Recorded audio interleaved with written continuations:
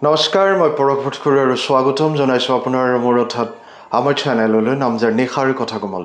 আশা কৰোঁ আপোনালোকৰ দিনটো খুবেই সুন্দৰভাৱে অতিবাহিত হ'ল। ভাৰতে 2026 চনৰ অৰ্থাৎ এই বছৰৰ 18 জুলাইত মহাকাশৰ এক বৃহৎ মাইলৰ খুঁটিত উপনীত হয়। ভাৰতীয় মহাকাশ ষ্টাৰ্টআপ স্কাইৰুট এৰোস্পেচে শনিবাৰে শ্ৰীহাৰিকোটাৰ সতীশ ধাৱন মহাকাশ কেন্দ্ৰৰ পৰা ভাৰতৰ প্ৰথমটো ব্যক্তিগত নিৰ্মিত কক্ষপথৰ ৰকেট বিক্ৰম এক সফলতাৰে উৎক্ষেপণ কৰে। মিছন আগমন নামৰ এই উৎক্ষেপণে ভাৰতক মাত্ৰ তৃতীয়খন দেশ কৰি তুলিলে য'ত এটা ব্যক্তিগত কোম্পানীয়ে সফলতাৰে কক্ষপথৰ ৰকেট নিৰ্মাণ কৰি উৎক্ষেপণ কৰিছে। কোম্পানীটোৱে এই অভিযানক বৃহৎ সফলতা বুলি অভিহিত কৰিছে।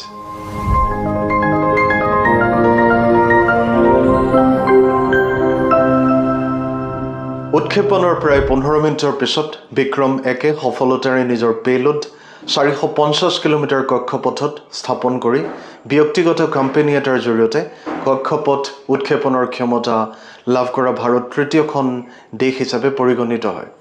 এই অভিযানে ভৱিষ্যতে বাণিজ্যিক উৎক্ষেপণৰ বাবে প্ৰপালচন, নেভিগেশ্যন আৰু নিয়ন্ত্ৰণকে ধৰি ৰকেটটোৰ মূল ব্যৱস্থাসমূহ পৰীক্ষা কৰিছিল। স্কাইৰুটে মিছন আগমনক বৃহৎ সফলতা বুলি অভিহিত কৰি উল্লেখ কৰিছে যে নিয়মীয়া বাণিজ্যিক অভিযানৰ পূৰ্বে অধিক পৰীক্ষামূলক বিমান সেৱা অনুসৰণ কৰা হ'ব। 2018 চনত প্ৰতিষ্ঠা হোৱা স্কাইৰুট এৰোস্পেচ হৈছে ব্যক্তিগত কোম্পানীসমূহৰ বাবে এই খণ্ড মুকলি কৰাৰ পিছৰে পৰা বৃদ্ধি পোৱা কেইবাটাও ভাৰতীয় মহাকাশ ষ্টাৰ্টআপৰ ভিতৰত অন্যতম।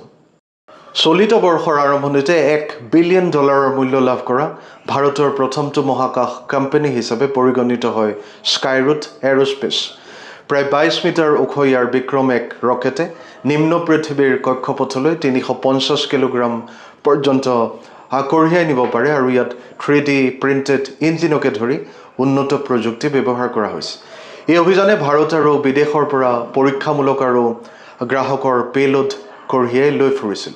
2022 চনত স্কাইৰুটৰ বিক্ৰম এছ ছাব অৰ্বিটেল মিছনৰ পিছত এই উৎক্ষেপণ কৰা হৈছে।